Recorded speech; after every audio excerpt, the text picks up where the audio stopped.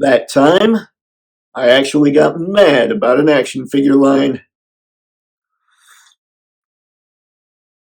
Yeah.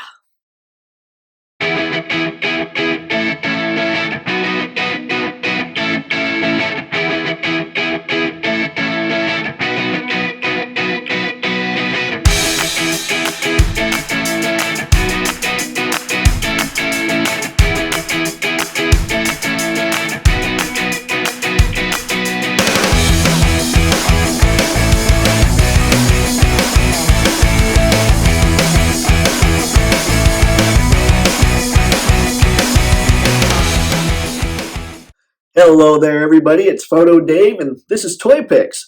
And whether this is your first or 100th time on the channel, Toypixx is all about helping you and helping me get a whole lot better at our action figure photography. That means I'll be talking about action figures, I'll be talking about current trends and what people are talking about in action figure news.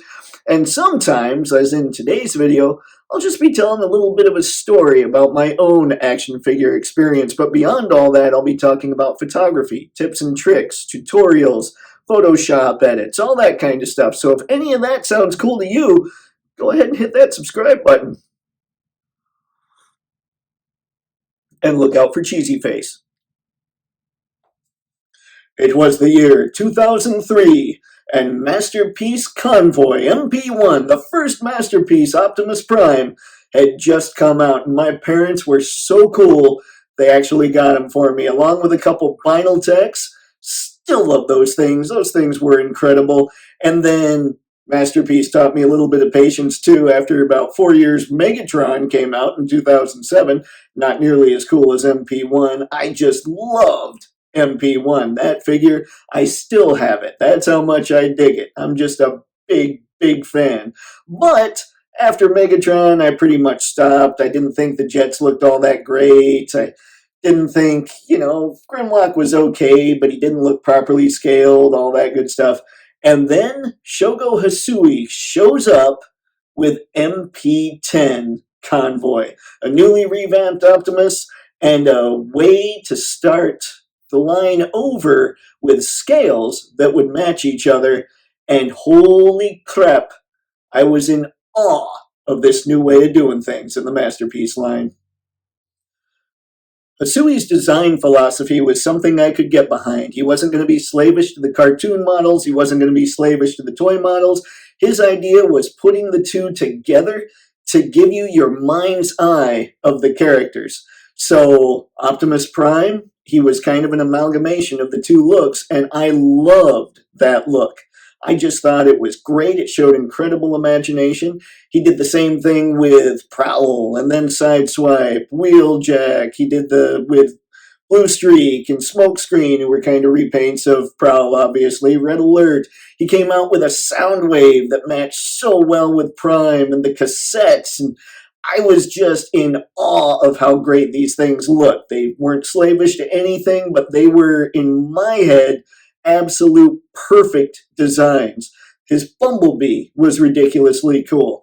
And then we got Ultra Magnus, who started looking a little, I don't know, he was a lot more, he skewed a lot more towards the cartoon, but he wasn't totally cartoonified or anything. And we got Star Saber, and I went back and got Star Saber. I thought, this one's pretty cool, but there were things that just weren't as... He was a little too Toon-inspired, I think. And Trax, who would end up being my last Masterpiece Transformer, because, again, things were just skewing so much to the Toon side of things. And while I enjoyed the cartoon as a kid, I always understood in my brain that the reason the cartoons looked as simple as they did is because... well, if you made them as complicated as the toys were, or as maybe as complex as maybe the character models were, there's no way they could be animated on budget for a 22-minute cartoon. So I never cared for a slavish look when it came to the cartoon models. But alas, that's what Masterpiece was going toward. Sadness. Now, I'm all about consistency in pretty much everything, especially a line of figures, because, hey, I dig action figures, and as much crap as I might give Marvel Legends or the Star Wars Black Series teams, their stuff looks consistent. They haven't really changed the style all that much in the years that they've been around. But here was Masterpiece Transformers. Arguably, I don't know if I brought this up enough, I'm a huge Transformers fan. And here was this line that had started this way that was just looking so good to me. In my head, these were absolutely perfect representations of this stuff. And then it started skewing away. And so I thought, wait, what are they trying to say to all the people that really love this look? Are they just going to say, you can go away now, we don't need you, we don't need your money, even though we've been supporting the line? And in my head, that was just, it made zero sense. A lot of what I do professionally has to do with keeping things very consistent. So in my head, I was just like, no, this can't happen. And I was actually getting ticked off. I was even writing about it on forums. I stayed fairly chill. I stayed fairly, I guess, thoughtful about it. I didn't go off on anybody. I wasn't being a jerk to anybody. It wasn't like that. But underneath, I was actually legitimately angry. Now, let's get philosophical. In life, I have learned that there are very few things worth getting legitimately upset about. And one of those things is something that's supposed to make you happy. So if it's not making you happy, you got to just get rid of it. You got to cut it loose. So what I ended up doing, as much fun as I had with those figures, every time I looked at them, all I could see was the fact that I was not going to get a complete, maybe season 1 cast or season 2 cast in that look, in that somewhat stylized look. It was never going to happen. It might happen in a cartoon look, but I don't care about cartoon looks. So since all I saw was an incomplete team and something that would never get complete, I sold them all. I got rid of every single Masterpiece Transformer I had, with the exception, like I said, of that MP1. I just couldn't do it. For whatever reason, I knew that I had to get rid of it or I was going to get ticked off more and maybe have an aneurysm. I don't know. But things really are not worth getting that ticked off about. And so that's the one and only time I've really gotten angry about an action figure line. In recent years, most recently with the Star Wars Black Series and Marvel Legends, whenever I've gotten to a point where I'm starting to get a little, just an undercurrent of maybe a little ticked off, I just get rid of them all. I totally clean house. I have 2 Marvel Legends left. One of them is Stan Lee because it's Stan Lee, and the other is a Cowboy Logan because he's kind of a mascot for Toypixx. When it comes to Black Series, I just have Stormtroopers, and I'll get Dark Troopers, and I might get a few more Troopers because, frankly, you don't want to spend $100 on army builders.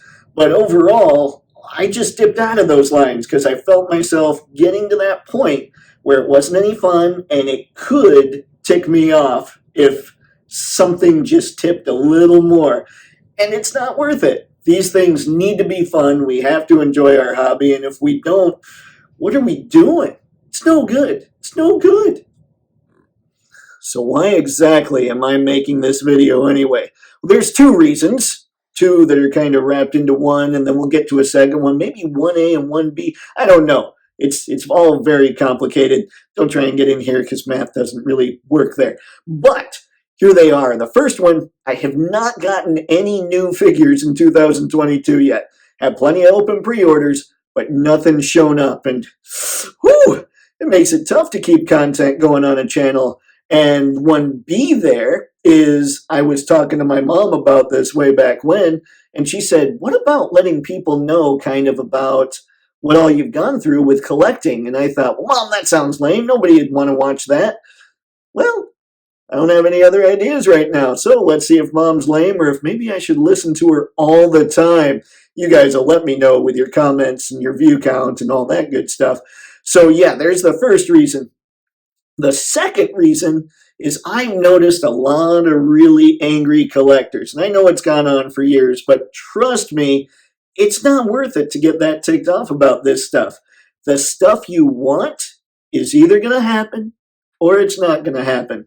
So enjoy things that you see right now that you think, whoa, that looks really sweet. I want to pick that up.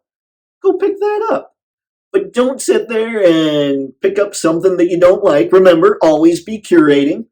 And don't fall for the trap of they want me to buy this version that I don't want, so they'll release the version I do want later on. Don't fall into that trap.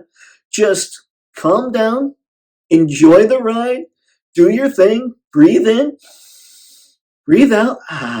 And that, for the record, is probably the most zen I've ever been in my life. Yeah. So just take it easy. Don't let this stuff get you down. Don't let it take you off. There's a lot of things going on in the world right now that, well, they're really serious. And as much as it ticks me off when I read a forum and somebody says, well, they're just toys, guys, we should settle down. They're just toys, guys. We should settle down. Yeah. So that's why this video got made. So I guess that's it, folks. Remember, all we can really do is vote with our wallet. We don't have to get ticked off. We can just enjoy what's out there. It's good time. So comment below. Let me know what figure lines really ticked you off and if you learned anything from being ticked off. I learned it's just not worth it. But some people seem to relish in being ticked off all the time. It's very strange to me. It throws me off. So yeah, let me know about those stories.